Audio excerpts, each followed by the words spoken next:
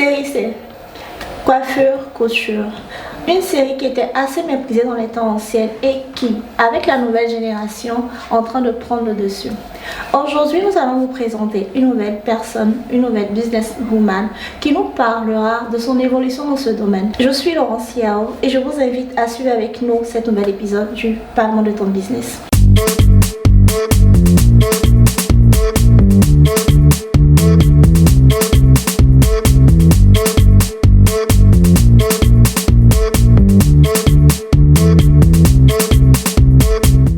Bonjour. Bonjour Laurence.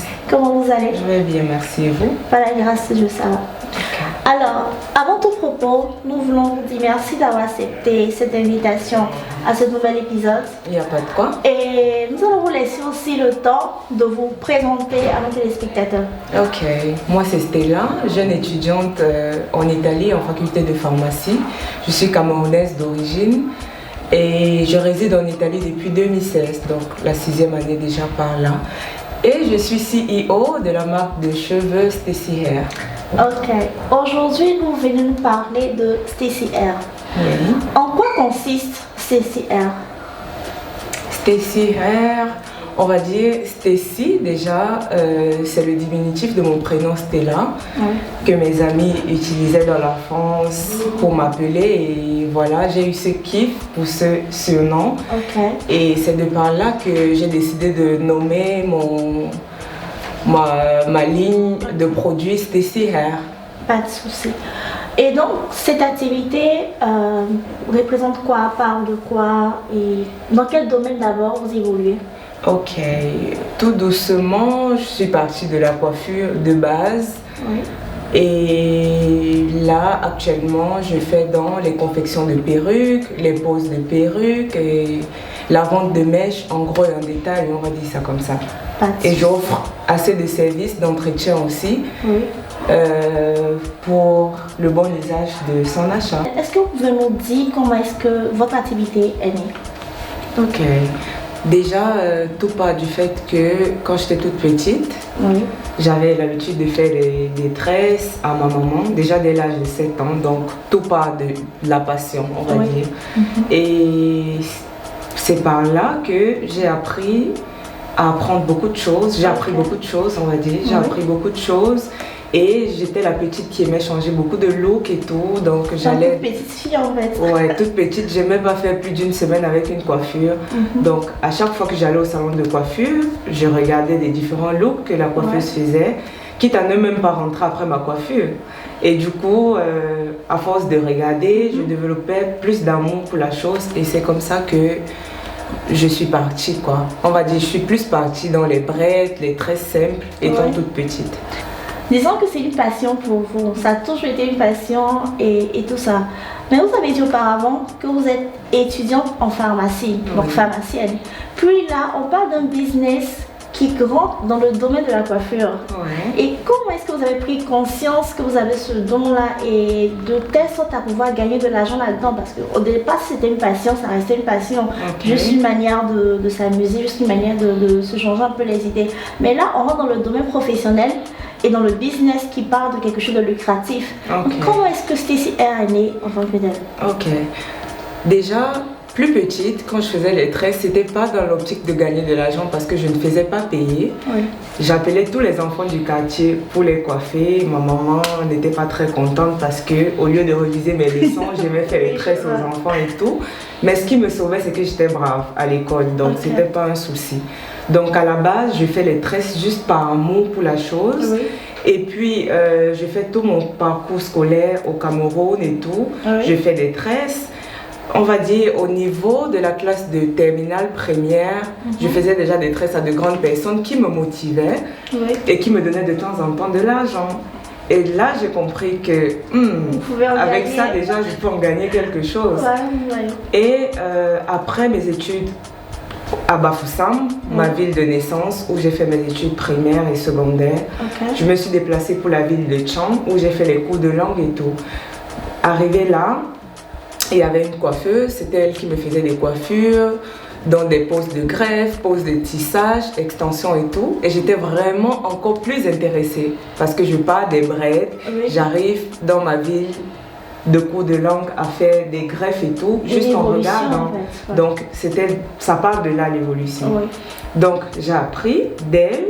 À chaque fois qu'elle faisait sur ma tête, je regardais. Okay. Et quand je suis arrivée ici, il n'y avait pas le moyen de se faire coiffer. Déjà, ça coûtait cher. Oui, en Europe, c'est comme ça en fait. Il faut qu'on dise à nos soeurs qu'ici, voilà. Déjà, ça coûtait cher et il n'y avait pas les moyens d'aller dépenser 50 € pour faire des tresses et tout. Je faisais sur ma tête personnellement. Oui. Et j'ai appris à me coudre des extensions personnellement parce que je me disais, ça dure plus que de faire des braids. Oui. Et des braids coûtaient beaucoup. Donc du coup, j'ai commencé à faire sur ma tête. Ensuite, j'ai commencé à faire sur la tête de mes amis. Et j'avais déjà beaucoup de demandes, tu vois. Et partant de là, j'ai commencé à demander un peu d'argent. Et par la suite, pour me perfectionner, je regardais aussi des vidéos YouTube pour faire des trucs encore meilleurs.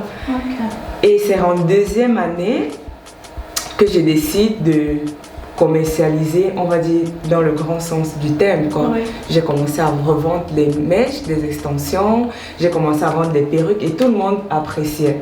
Donc, ça me donnait du courage. Il y avait des gens qui dénigraient, mais il y avait plus de personnes qui appréciaient. Et c'est par là que j'ai avancé. Je comprends. Et comment se comporte votre activité? Parce que là, on remarque qu'il y a une grande évolution. Mais là, vous êtes franchement stable en tant que businessman, si je peux me permettre, businesswoman, si je peux me permettre de vous appeler comme ça. Et comment se comporte votre activité? Moi, je dirais tout simplement que ça avance. Du moment où je sais faire la part des choses, dans le sens où je suis étudiante en pharmacie, j'ai toujours pu gérer les deux. Et comment ça fonctionne? Je suis active sur les réseaux sociaux où je fais des publications, j'ai des commandes, j'ai des clients qui me contactent de partout. Et plus j'ai les clients, plus moi aussi je prends mon activité au sérieux, tu vois. Plus tu as des clients qui te contactent, plus tu prends ton activité au sérieux, quoi, on va dire. Donc, j'évolue par des commandes, je confectionne aussi des perruques et on va dire quoi, dans cette activité-là, c'est comme une sorte de compétition. Parce que quoi, toutes les filles se lancent dans ça et ce qui fait de moi la différence, c'est que moi mes perruques, je les confectionne en majorité. Donc j'ai des clientes qui me contactent tout simplement parce qu'elles veulent que ce soit moi qui confectionne leurs perruques. Et du coup, je suis différente des autres parce que je sais le faire déjà de moi-même. J'achète pas tout simplement des perruques déjà faites pour commercialiser, quoi. Ça c'est votre particularité à vous. Vous avez dit tout à l'heure que beaucoup de jeunes filles s'y lancent. Pourtant, c'est une série, moi j'appelle ça la série C, qui est assez dénigrée, surtout par les parents africains. Donc pourquoi il y a cette influence autour de ce métier-là? Bon, déjà, on va dire à l'époque, la femme noire pensait que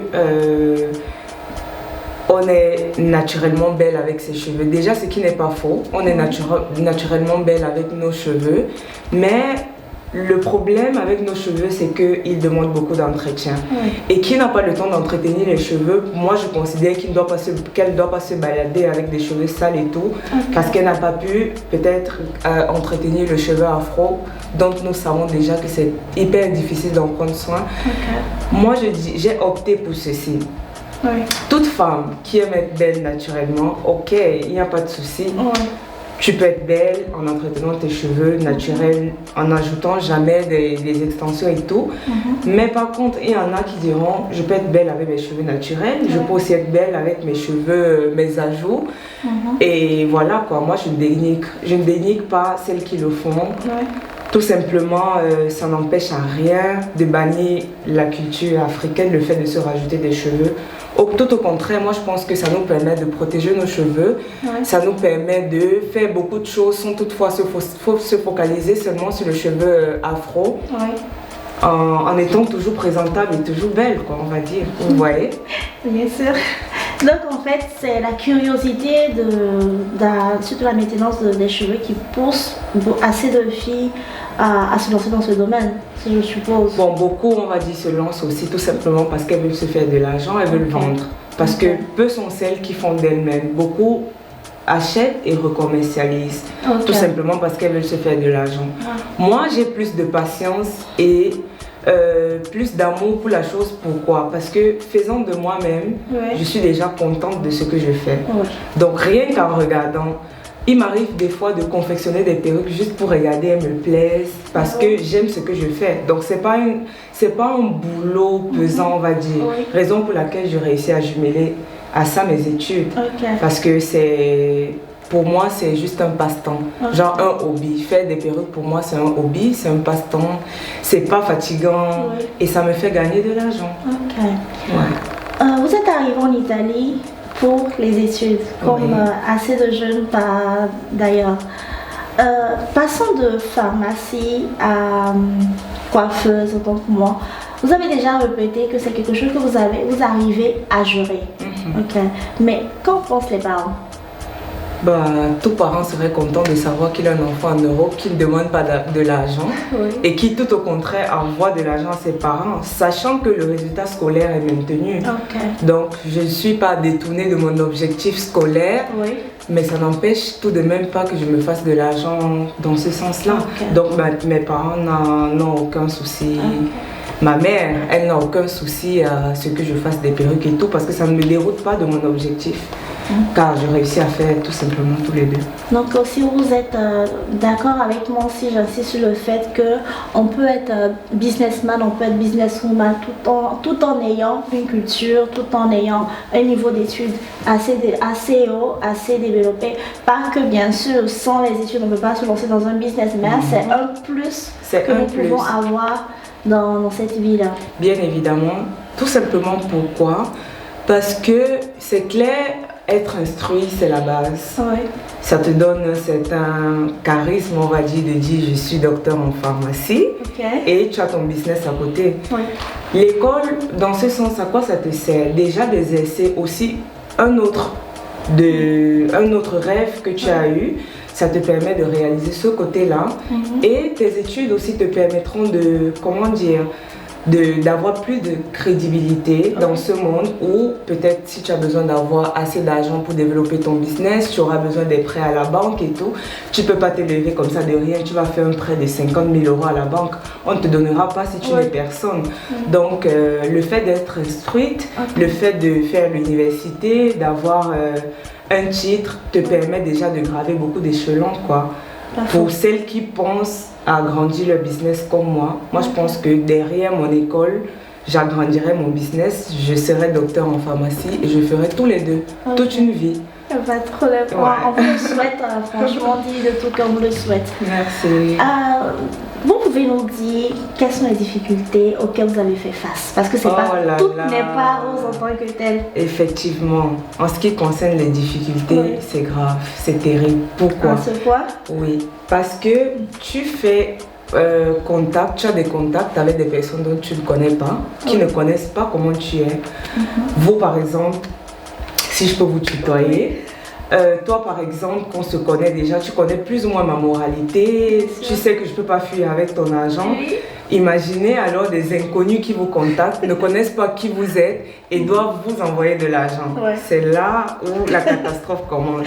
Tu vas avoir des questions comme quoi, est-ce que tu ne vas pas fuir avec mon argent? Qu'est-ce qui me prouve que tu vas m'envoyer la perruque? Et ainsi de suite. Et c'est pas facile à gérer. Dans tous ces cas, il faut démontrer la patience. Il faut être toujours souriant. Comme dans tout métier au monde, il faut toujours être souriant. Même si tu as le cou qui est hyper gros, tu dois sourire. Tu dois bien entretenir le client. Et j'avoue que c'est ça la partie la plus difficile. Parce que on peut te traiter de tous les noms, mais tu dois savoir garder ton calme et mettre le client à l'aise, quoi, sans devoir discuter avec le client, même si tu te traites de n'importe quoi. Tu dois prendre sur toi pour avoir cet argent. Parce que s'il fait la bouche, toi aussi tu fais la bouche. Qui perd? C'est le commerçant qui perd et du coup il n'y a pas de gain, quoi. Donc, et vous avez une bonne clientèle, je suppose? Oui, parce que je suis brave. Parce que je suis brave, parce que je suis démarquée des autres personnes qui le font et ça va de bouche à oreille. Pas de souci. Et de là, plusieurs personnes me contactent aussi parce que je suis très active sur les réseaux sociaux. Je publie quand je peux le travail que je fais. C'est clair que c'est pas facile de publier à 100% en tant qu'étudiante aussi parce qu'il faut faire tous les deux à la fois, mais ceux qui voient, ceux qui réussissent à commander sont satisfaits et ça va de bouche à oreille. Et pour conclure cette émission, quels conseils est-ce que vous pouvez donner à cette génération qui nous suit et qui hésite surtout à se lancer dans peu importe les domaines d'abord, dans l'entrepreneuriat, on va dire. Déjà, il faut avoir beaucoup de courage, beaucoup de patience. Et il faut se lancer. Parce que ne pas se lancer veut dire procrastiner et ne jamais faire. Oui. Tout le monde peut partir d'un zéro pour devenir quelque chose. Moi, dans mon pays, par exemple, au Cameroun, il y en a des grands dans la société qui sont partis de commerçants, des marchandises de 25 francs qui aujourd'hui tournent sur des milliards. Donc, il ne faut pas toujours se dire il faut beaucoup d'argent pour lancer une activité. Non, pas du tout. Okay. Tu peux partir de rien du tout. Moi, je suis partie de mon peigne qui coûtait 1 euro. J'ai commencé à faire les tresses à une personne, 2 personnes. J'ai pu avoir 5 euros, j'ai pu avoir 10 euros. Et aujourd'hui, voilà quoi. Vous attendez que je vous dise à combien je suis. Ça reste un peu dans l'animaux en fait. Voilà. Donc, c'est une manière de dire quoi. Je suis partie de 1 euro et ça avance et ça avancera encore quoi. Okay. Donc, pas besoin de dire non, il faut beaucoup d'argent pour se lancer. Non, il faut le courage et il faut la volonté de se lancer et il faut se lancer. Okay. Et tout ira pour le mieux. Pas de souci. Et quel conseil par contre vous pouvez donner à ces jeunes filles-là qui ont la pression sur elles d'entendre tout le temps dire que le meilleur poste, le meilleur travail au monde se trouve dans les bureaux, derrière un ordinateur et tout, et qui hésitent à se lancer dans ce domaine de la coiffure? Moi, le conseil que je peux leur donner, déjà, c'est une réponse pour moi à 2 volets. Ouais. Dans le sens où travailler pour quelqu'un n'est jamais facile. Ouais. Travailler dans le bureau, oui, c'est vrai, c'est beau. Moi aussi, je travaillerai dans le bureau, dans des bureaux demain. Je suis appelée à travailler dans des hôpitaux, dans des bureaux et tout. C'est vrai, c'est beau, mais tu as la pression de ton supérieur, tu vois. Or, chose qui est tout à fait différente de quand tu es chef de ta propre chose. Oui. Je ne sais pas si vous voyez un peu. Je ne reçois d'ordre de personne. Je peux me lever à 2 heures de travail. Je peux faire une famille sans devoir stresser. Non, il faut que j'aille au boulot à 8 heures. Non, je gère tout moi-même. Je peux employer des gens. Si demain, ça me dépasse, je peux employer des gens. Et voilà quoi. Le conseil que je peux leur donner, c'est genre, ne croyez pas seulement qu'on réussit en étant dans les bureaux. C'est vrai, c'est beau, mais pour être riche, pour moi, pour être riche, il faut entreprendre. Ouais. Parce que l'argent que tu prendras tous les mois, si tu vas avoir une certaine vie, si tu vas avoir un certain argent dans ta vie, ça ne suffira pas. Okay. Parce que de nos jours, on verra dans la société, les salaires qu'on prend tous les mois sont archi suffisants et sont quasi nets, dans le sens où tu ne peux pas vraiment épargner grande chose. Okay. Et les plus riches de ce monde sont des entrepreneurs. Du coup, moi, je pense que l'entrepreneuriat, c'est la meilleure des choses qui puissent exister parce que tu es patron de toi-même, tu es chef de tout ce que tu fais et tu peux amasser de l'argent facilement que d'attendre toujours la fin du mois qui est hyper stressante. Ouais. Une question, si vous me le permettez. Bien sûr. Vous n'avez vous avez, disons, l'intention peut-être, si demain votre business explose, s'agrandit, se développe par la grâce de Dieu à l'international, de délaisser par contre votre carrière de pharmacienne pour vous y mettre totalement? Non, pas du tout. Okay. Déjà, mon business est international parce que je fais des expéditions presque partout dans le monde. Okay. Et non, je n'ai aucune intention de délaisser ma carrière pour me concentrer sur mon business parce que peu importe ce que je gagnerai avec mon business, je développerai un autre business avec ma carrière. Okay. Dans le sens où ma filière a été choisie toujours dans le sens du business, c'est-à-dire quoi, un pharmacien peut s'ouvrir une pharmacie demain, ça rentre toujours dans le commerce et tout. Donc ça n'empêche pas qu'à côté de ma pharmacie demain, si Dieu le veut bien, que j'ai mon atelier de beauté. Okay. Parce que moi, j'y tiens. Et le simple fait de vouloir toujours être bien coiffée, être belle, me permet de transmettre cela à mes clients, à mes amis, à ma famille. Donc du coup, je pense que quoi qu'il arrive, je ferai toujours tous les deux. Okay. On vous le souhaite du fond du cœur. Merci. Et merci d'avoir accepté notre invitation. Merci de vous avoir parlé, d'être venu nous parler de votre business, pour les conseils que vous avez laissés aussi. En tout cas, franchement, merci beaucoup et on vous souhaite tout le meilleur.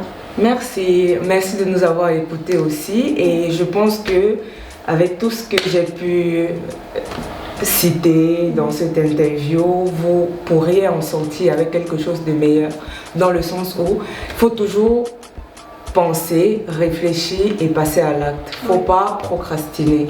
Il ne faut pas toujours beaucoup pour réussir dans la vie, dans le monde de l'entrepreneuriat. Il faut plus de courage, plus de détermination et se lancer. Et ça marche. Merci. Encore. On vous dit merci d'avoir suivi cette émission et à la prochaine. Continuez à nous suivre et continuez à partager surtout. Au revoir. Au revoir.